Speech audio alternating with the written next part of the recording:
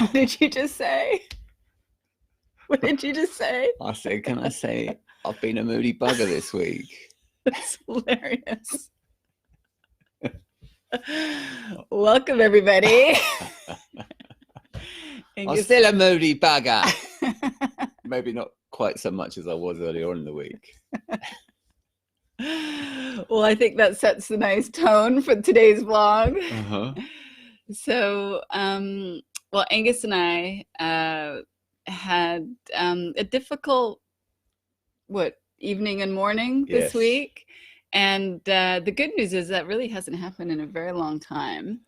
And it didn't last for that long compared to other times. But we thought we'd talk about it just because it's something that I think we all come up against, where we can all be moody buggers at some point in our lives. And to just kind of take the stigma out of that and normalize the experience of being human, and also point to the hopefulness of how quickly it's possible to bounce back from that, even when that comes up in our humanness, I think is useful. And since it's us, there's no confidentiality agreements that we've got signed, so we can say whatever we want. That's true. Well, I don't think I need to go into the nuts and bolts about what happened, or maybe I don't need to go into what I felt was the sort of journey towards my low mood. Oh, you don't need to go on the journey. I don't need to go to the full journey, but I can go to the apex of that journey, or the destination point. Well, can I say a little bit? Yeah. Well, let's just say it started over soup. And I tend to like I like all kinds of soups. I love soup. Soup is one of my favorite foods. Angus is not so much into soup, and I will love Vietnamese pho or pho. I'm not quite sure how you say it. I love chicken noodle soups, but I also like pureed soup. So I'll eat any kind of soup, almost any kind of soup. Except mine. So go ahead. So anyway, on Tuesday evening, I think it was, I'd had a pretty tough day, and I was looking forward all day to watching a recording of Chelsea versus Lille, who's the football team I support. And Chelsea. Yeah. And I've been looking forward to this for probably a good 2 weeks. And so I kept having to put it off. And finally, when I got to the point where I'm going to sit down and watch it, after having a very tough day, the recording didn't work. Wait, the recording was 2 weeks old? No, it wasn't. The recording from that day didn't work. So everything failed in that respect. So I didn't get to watch the game live. Not live. I didn't get to watch the recording. And so I was very disappointed about that. And that really didn't help my mood. That was already pretty compromised, shall we say. And then so I decided at this point, I'd already, the idea was that I would go and get a takeout. So we wouldn't, have to cook dinner, or I wouldn't have to cook dinner that night. And so now that was off the table, the game was not going to be, I wasn't going to be able to watch the game. I decided, may as well try and, make something out of everything that's in the fridge, because we hadn't done the weekly shopping, so there's a lot of vegetables that were getting to the point where they were old and looking a little bit past their sell-by date. So I thought, I'll make a soup. She likes a soup. I'll make a soup. So I've got some chicken, got a lot of vegetables, chicken noodle soup. She likes that. So anyway, so I embark on that culinary adventure, chop up all the veggies. It's been a long time, I hasten to add, prepping this soup, and it looks like it's a pretty good rendition. It smelled delicious. The soup smelled delicious. It did smell delicious. And so, but the one thing that I was a little bit confused by, it kept looking a little bit watery, and I don't really like watery soups. It's just not for me. So I kept adding pasta to it. And the more pasta I added, it didn't seem to take away its watery texture. So I just kept on adding pasta until I realized that the packet was empty. Anyway, so but it still looked pretty watery. But then we walked the dog. We took about half an hour. Came back. Rohini, meanwhile, have a ravenous appetite and is really hungry. And she opens up the soup lid. After 30 minutes, it just looks like sort of dissolved pasta. It looks like gravy, sort of like a brown doesn't look anything like soup in her mind. It just looks like, I don't know, what did you think it looked like? Well, it just, there was no water, and it just looked like a whole pot of pasta. Yeah. Mushy pasta. Yes. So anyway, I was okay, somewhat okay with that. But I said, I know what I'll do. I'll drive down to Whole Foods and I'll buy some broth and we can add it to it. And so I went and got my shoes on, getting ready to go out and go down the road. And she says, while you're down there, buy me a bowl of something. So she basically, what she was saying at that point is my soup is disgusting and inedible, which it wasn't, because I'd already had a bowl at this point. And it actually was really tasty. But I didn't say any of that. She wasn't even prepared to even eat it. I don't know if you even put a spoon to your mouth, in fact. You were so disgusted by the texture of it all. I did. There was something about the texture that didn't work for me. But I didn't say your soup was disgusting. I just asked, could you buy me a rice bowl while you're down at Whole Foods? That's basically what you were saying. That's what you heard. That's how I interpret it. Anyway, so I got very upset by that and said, I'm not going to Whole Foods. All bets are off. You know, we'll fend for ourselves. And then that colored the rest of the evening. We were really not very happy campers with one another, shall we say. But there were no fireworks. There were no fireworks. And then in the morning, that's progress. I'm saying that because that's progress for us. And then in the morning when I woke up, and really, there wasn't a good feeling when we went to bed. Definitely not a good feeling. But yeah, there were no fireworks. I woke up in the morning, and it would appear to me that you were still holding on to it, still holding a soup grudge. And then, so what ensued after that was that I soon had to go off to work, and I do a group on Tuesday. So I like to then feel like I show up to the group in a good feeling. And so I got very attached to having the need for there to be a good feeling between us, that I could go and do the group. Otherwise, in my mania, I was thinking, I can't be a very good transformational coach if I can't figure out this whole soup thing. So I started trying to fix what I saw as a problem between Rohini and I, and it started to go further and further south. And then in my mind and in my mania, I'm thinking she's really messing with my well-being now, and I really need to get things back on track. What can I do? What rabbit can I pull out of the hat to make this all get back on track?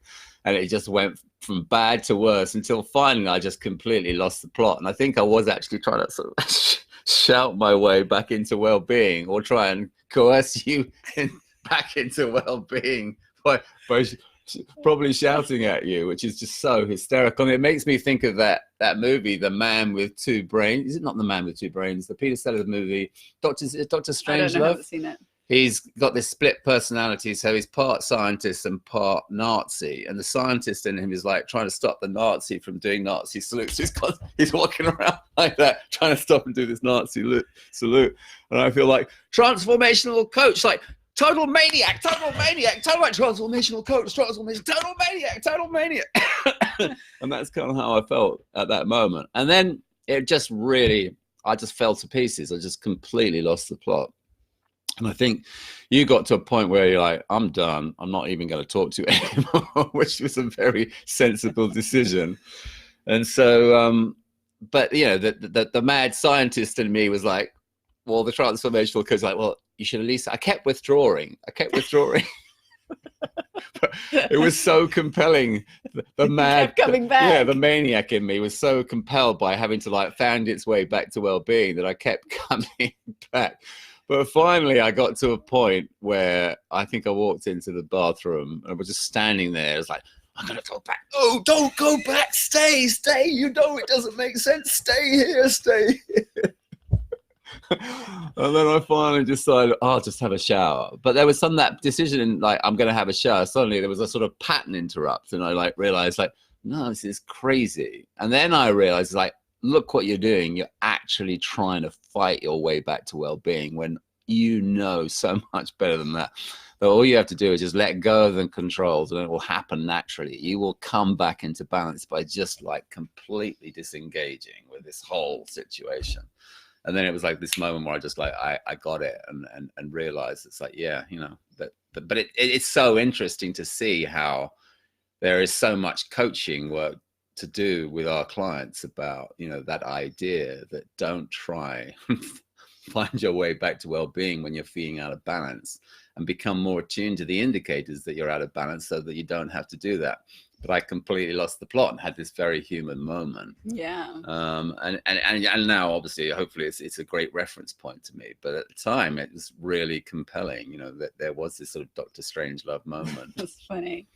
Then what was so perfect about how our old pattern and the current one that played out this week went down is that when I was in a low mood, I didn't see it as, oh, Angus just, you know, took it personally that I didn't like the soup that he made. I went down this rabbit hole of, this is emblematic of the problems in our relationship. So when he was in a good, or seemingly, maybe not, but seemingly in a good mood in the morning, I said, well, you know, we need to talk.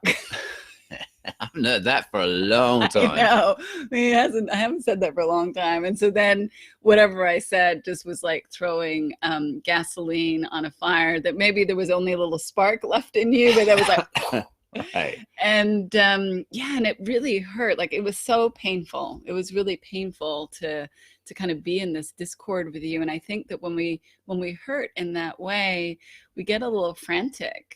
And in a sense, we were both trying to fight our way back into well-being. I was trying to solve the overarching problem of our relationship, whatever that was. It doesn't exist. He was trying to get me into a low mood through yelling at me. And now looking back, we can just see how ridiculous and ludicrous that looks. But in the moment, that was all we could see to do. And I finally realized, like, my sort of eye-opening moment was, I realized, no, I just need to stop listening to him. And it wasn't out of any disrespect to you. It was just that I realized that if I listened to you, I was engaging, and I didn't want to keep engaging with you. I didn't want to be in that dance with you that was kind of, yeah, basically it was, you know, fighting for my position, fighting to be right, sort of trying to prove my point, trying to justify that it was okay that I didn't eat the soup. I also think that term that we need to talk is like become like Pavlov's bell to me. It's like, it's probably in what's happened in the past, it has meant weeks of suffering and probably an ultimatum that we have to go to some sort of personal growth workshop so that we can save our marriage. Whereas, you know, now it's just like, it's pretty much over and done with in a couple of minutes. But this was a little blip in our recent history. Yeah, but also I don't think it's a coincidence that, well, one, we'd had a pretty full weekend at the Soul Centered series, and we'd both been in a really amazing feeling. And I think, yeah, we maybe got a little tired, but it kind of happens sometimes when the drop out of a really beautiful feeling can be a little jarring and can be discombobulating along the way. So I wonder. Yeah, especially when all kinds of crap is going down. That was my Tuesday. It was one thing after another. I think after that weekend also I just wanted to relax, and there was no chance to do that. Both Monday and Tuesday was just really busy. And I whacked my head. Well, you had I a hurt sore my neck. head. I had a sore neck. Yeah. That's part of it. Yes. Not that I'm blaming external circumstances on how I feel inside. Well, I think it's just good for everybody to know that it's possible to completely lose, what do you say, lose the plot? I lost the plot. Lose the plot, and then you can get back on the plot. You can lose it and you can get back together, I can get back to being the mad scientist that I am. Yes. And ultimately it's something that we are not harboring any resentment over. And I think that's the big difference from before, is that something like that would have happened, and I would have held on to a grudge. And any little thing that happened after that would have resurfaced the soup incident. Yes. I was the soup Nazi. You don't take the soup Nazi seriously. That's right. You see the psychological innocence. So hopefully our little story is helpful to you, just as a reminder that it's okay to be human. It's okay to lose the plot. know that you're always going to come back home, and know that, you know, when you let yourself settle, ultimately that's the direction that you want to be looking in when you're feeling frantic. Yeah, I endorse this message. Sending everybody lots of love. Have a great weekend. Bye. Bye.